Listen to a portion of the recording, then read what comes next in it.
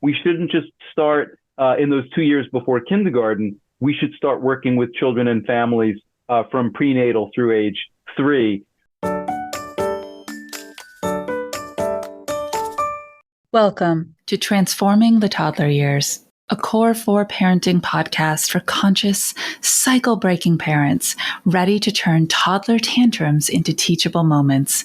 Hi, I'm Cara Tyrrell, a lifetime lover of littles, mom to 2 grown and flown girls, and an early childhood educator. Through the show, I teach you my collaborative parenting methodology for nurturing your little human's mind, body, and spirit.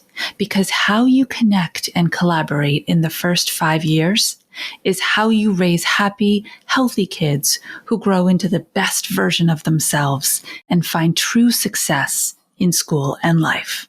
Are you having trouble finding high-quality childcare and early education? Have you ever heard of the HeadStart program or the Early HeadStart program? My guest today, Paul Behrman, is here to tell you all about it. He's a former director of a HeadStart program in Vermont, where we both live. And it's so rare I get to interview somebody from my home state. So it was a really special time. But he is also such a well-educated human and puts his mindset and his heart set at the forefront of everything he does. He believes that compassion and generosity and kindness are how we are going to raise the next generation to be amazing human beings. Enjoy this episode, and please do write in if afterwards you go look up the Head Start program and find that your family is eligible and that you have found a fantastic place to send your child to school every day. Paul, thank you so much for being here. I have been eagerly awaiting talking to you again. Well, thanks, Cara. Yeah, no, I really appreciate the opportunity. And like we were saying before we pushed record, I appreciated the connection we had in New Hampshire at the conference and the work that you do, and I'm honored to be here this afternoon. So that conference, that was the New England Head Start conference, and I was there as a presenter. You were there as a presenter, but ultimately we were all there as learners as well. So let's just start there in the Head Start world. I'm a former Head Start mom, and you are a former Head Start director. What is Head Start, and how does it serve families and kids? Yeah, perfect. So Head Start is a national program. It was launched in 1965. It's one of the most successful national programs that we've ever had. It's had huge bipartisan support, over decades. I think we're coming up on 60 years of Head Start. And at its heart, it is a child and family development program. And what's really unique about it is it's a 2-generation program. I think it's fair to say children are at the heart of the program. So it's an early care and education program. It's primarily for families with low income, although we do serve some families, middle income families or families who are not sort of classically within the income guidelines, but primarily, families with low income. And the program, one of the unique things about it is there are 3 sort of core parts of the service. There's the early care and education piece of the service, which is really about working with young children. So whether those children are in Head Start classrooms, center-based programs, we also do some home-based programming and different programs around the country. It's really working with children around school readiness, social and emotional development, all of the things around child development. The second element of the program is child health coordination. So what I usually say to folks is Head Start programs ordinarily are not the health provider, but we're often the coordinator of child health services. So for example, children in Head Start, we're making sure that they're up to date on their schedule of well child care. They're up to date on their physical exams, dental exams, immunizations, all of the follow-up care that kiddos may need, whether it's hearing or teeth or vision or respiratory, any sort of follow-up care that children need. We're working with the families to make sure that the children receive that follow-up care. So we're doing screenings, health screenings and assessments and all these things, working with health providers. So that's the second major component. And the third major component is really around family engagement. And this is where we get into the two-generation nature of the Head Start program. We're working with families, I'd say, in a couple of different capacities. One is we're working with families around the education and development of their children. So we want to be partners with parents and guardians and folks who are raising young children. So we don't want them to say, hey, Head Start, you're the educator. You guys just do all the education work. No, we're saying, no. The education of the child is continuous. It's a partnership. So that's one piece of engagement. And then the other piece of engagement is really supporting parents and families toward pursuing their own needs and goals, right? So because we're working with families, often whom are experiencing poverty or other stressors or challenges, we can help them address certain things, like maybe we need to connect them to a housing provider, or here in Vermont, fuel assistance in the winter. Maybe a parent wants to go back and pursue an associate degree or, a bachelor's degree, and they need help with an application, for college, or whatever those needs are and aspirations. If a family that we're working with says, hey, we've been in a rental, for the last 10 years, we want to pursue home ownership. We don't really know how to pursue that. Can you help us with that? So this is all the family engagement and the social service piece of Head Start. So these three sort of foundational pillars of the program. It's a program that's all across the country. It's in every state across the country. It's administered. It's what we call a federal to local program. So that means it's federally funded. It's federally regulated. Usually, if you operate in a state like you and I live in the state of Vermont, we have to meet the state early childhood regulations as well. But there are, if you receive Head Start funding, you have to meet the federal regulations. And as I said earlier, there are different service models depending on the community, right? So there are some programs that are doing more home-based services, maybe if there aren't facilities to rent or facilities to utilize or big stretches of rural geography, center-based, home-based, partnerships, all sorts of different models of Head Start, and different organizations that administer Head Start programs. So you'll see some Head Start programs, like the one that I worked for many years, affiliated with a community action agency. Some are affiliated with mental health agencies, some with school districts, all sorts of different sort of umbrella organizations that oversee Head Start. So that's sort of a thumbnail sketch of the program. It's really amazing work. And I've been in many of the programs, first as a parent, then as a consultant. And what I really love about it is this concept that you just talked about that bridges the gap between home and school and home, right? In Head Start programs, kids brush their teeth. It's just part of the healthy norms. They share a communal table of food and learn how to pass the food and ask for support. And it's this real family style of being together all day long when you're away from your family. And for 3 and 4 and 5, and for the early Head Start kids, for those babies and toddlers, that's really powerful and really healthy living. Yeah. And, and you mentioned something that I left out. I'm glad you raised it. So Head Start and early Head Start. And sometimes folks are not familiar with, these two sort of distinct programs that live within the same, sort of federal world, if you will. Head Start was the first of these programs to be launched, as I mentioned, in 1965.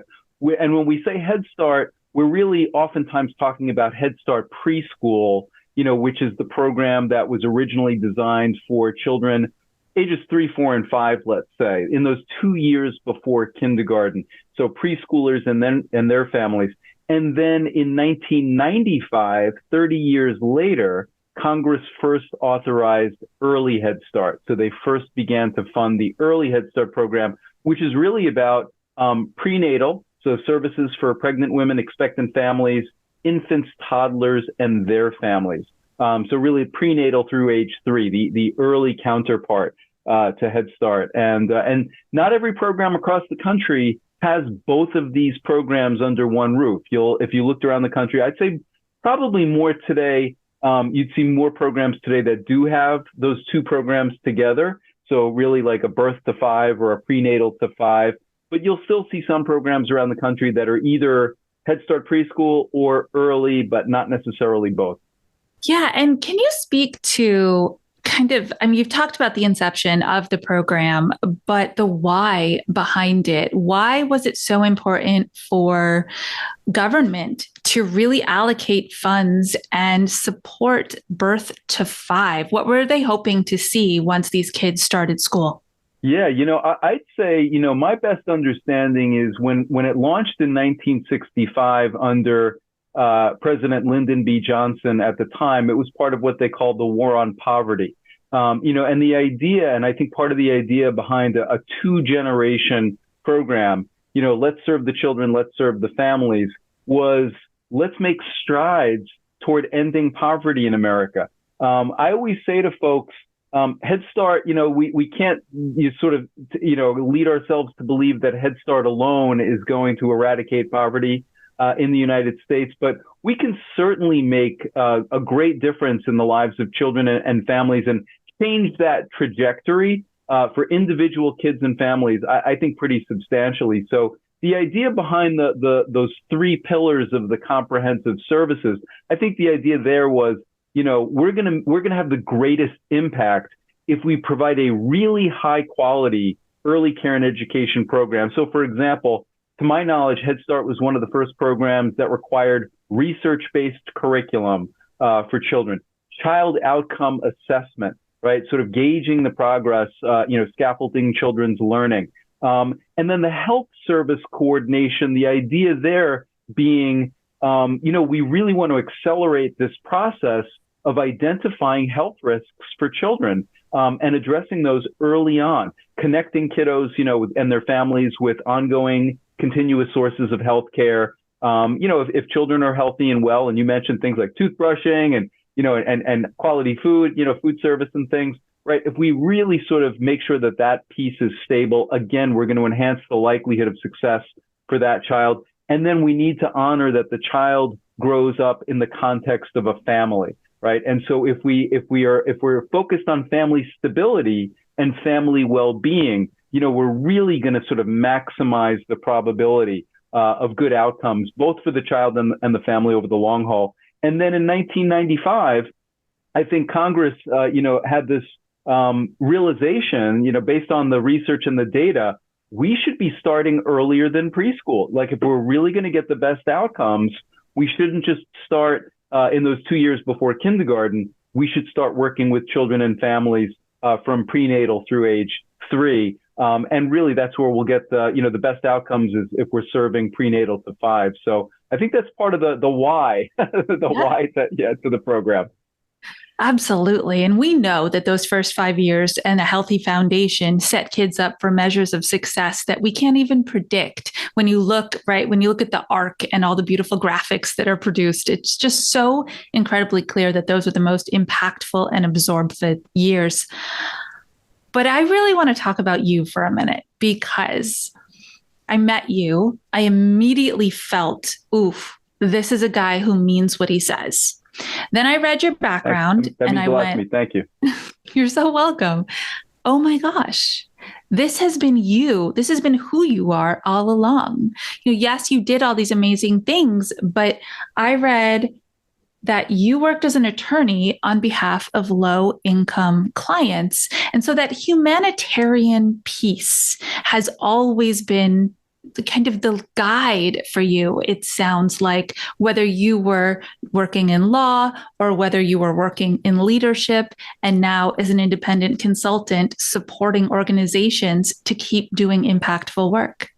Thank you. Well, that affirmation means a lot to me, Cara. I think it's funny that you mentioned this, because just before this call today, I was talking with another friend, and and I was saying that service, it's been a core value for me. I think it's probably a core value for you.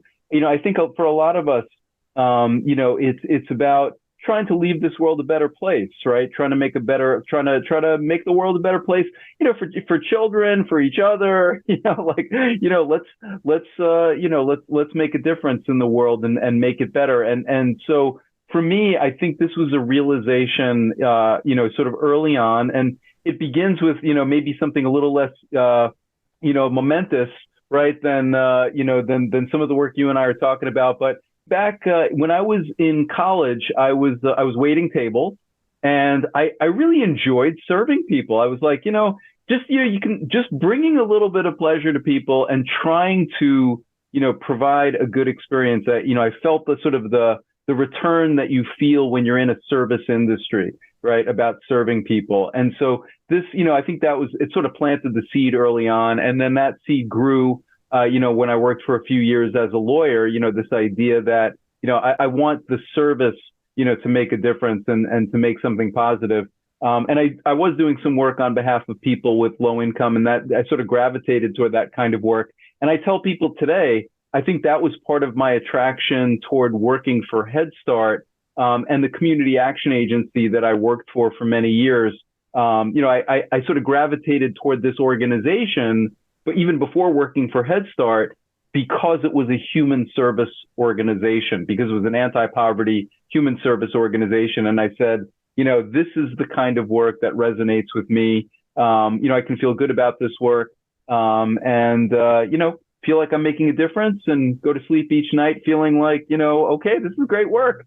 And then I found HeadStart. I knew a little bit about HeadStart before I came to work for HeadStart. But the more I grew, once I came to work for HeadStart back in '99, I just fell in love with the program. It's, just the sort of multidisciplinary nature of the program, things you and I were talking about a moment ago. The fact that it really, I think, both for the people that we serve and the people that work for HeadStart, it's a learning journey. You never stop learning. We're learning together. So, and service sort of runs through that. So I appreciate you pointing that out. Absolutely. Yeah. When I read your paperwork and you wrote the words, because I always ask my guests, tell me 3 things that you really want people to walk away remembering. And you wrote mindset and heartset. And I was like, that's my guy right there. Because I believe so strongly that those are the 2 critical foundations for any type of learning outcome. If we're not in the right mindset and we don't have our heart space figured out, the learning won't be as impactful.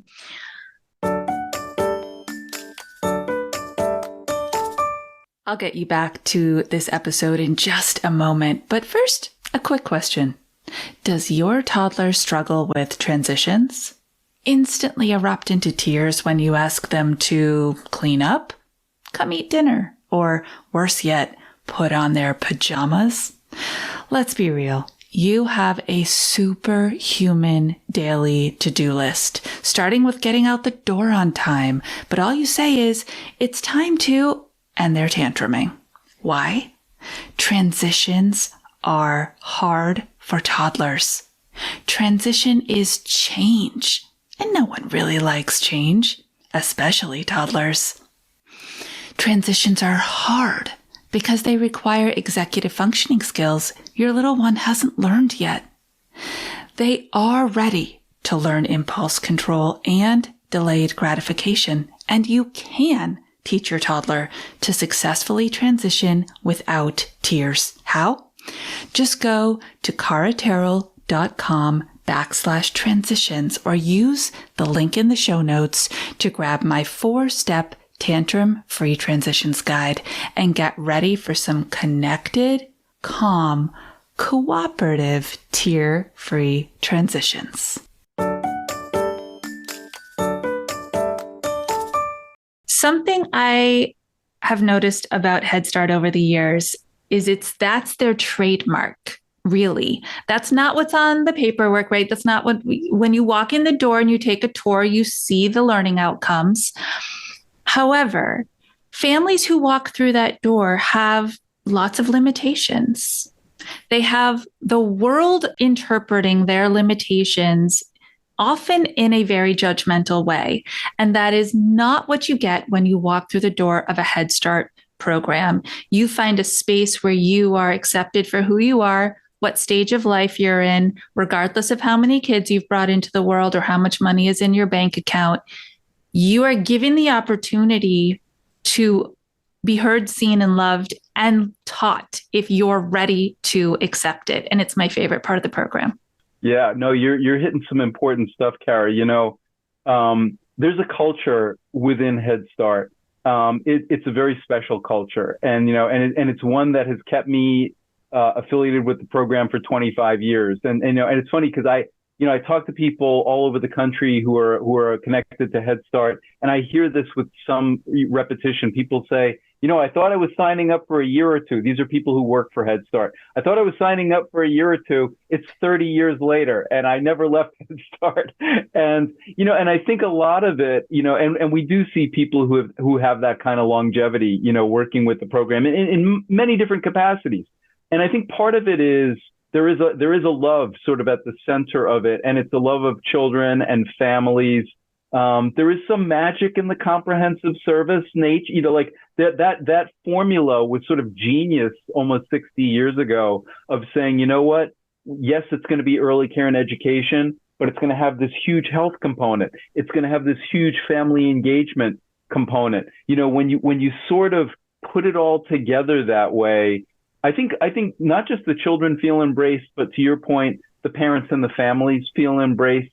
I heard from folks, that were served through my program, many of whom spoke to us about the culture of the program, how they felt so warmly welcomed, how they felt like their children were loved and cared for, the families were loved and cared for. And for some of them, when it was time for the child to transition out of the program, almost like a culture shock, of like, whoa, wait a minute. It's like, I want the rest of my kiddos' experience, and my family's experience to feel like Head Start. It's a special culture. And on the parent end, I've seen parents really sort of experience that, as you said, that sort of non-judgmental nature of the program, the welcoming, the affirmation, the support. I tell people the story, and I still think of, one of the moms who, in our program, one of the parents of a child in our program who came to our policy council. And as you know, but, the listeners may not know, in Head Start, we have a few different governance structures, sort of, entities that, make sure that the program functions the way it's supposed to function. One of those is a parent majority policy council. So every program across the country has to have, I usually say, it's sort of like a little school board for a Head Start program, right? It's like a Head Start school board, local school board. And you're elected to that policy council as a parent or someone from the community, but the parents are the majority. And so one of the parents in my program, she came to her first policy council meeting. Her child was new to the program. She was new to the program. And it was the classic deer in headlights, like coming to the meeting, like, oh my God, what did I sign up for? And she was kind of a quiet, reserved, kind of a person. And within a few meetings over the course of several months, she got super comfortable. She found her voice. She engaged, with our community, with the other parents, with the staff, with me, like just became part of who we were.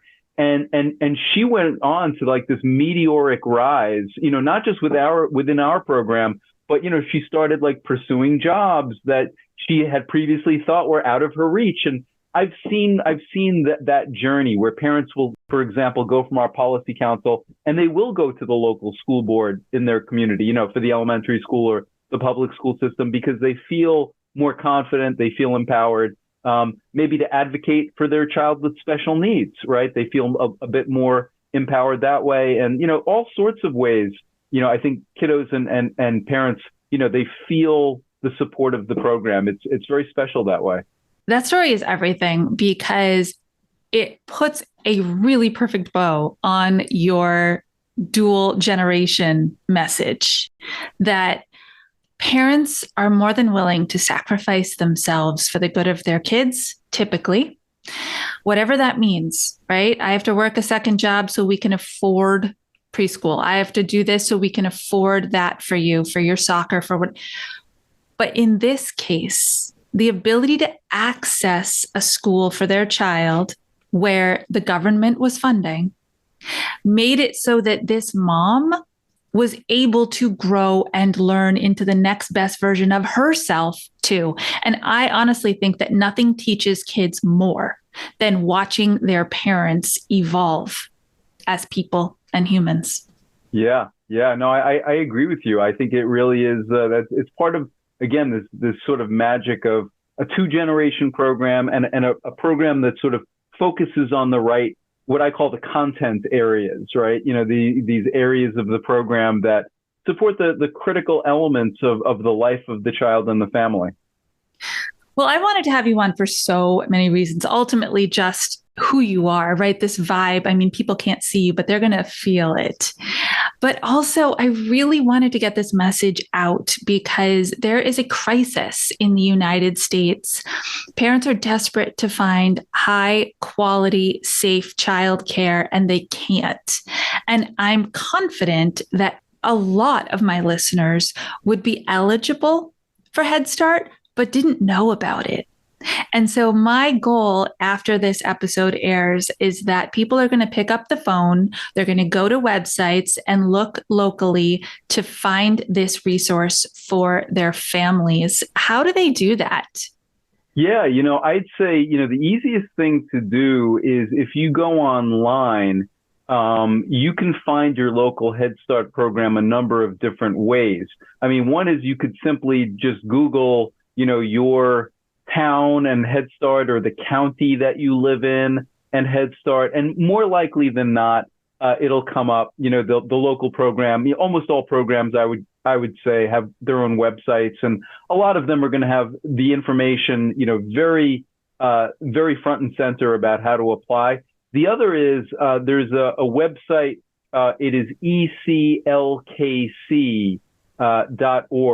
I think it's the Early Childhood Knowledge and Learning Center, but it goes by ECLKC. I believe it's a .org. And there is a Head Start locator. This is the federal government's website for Head Start.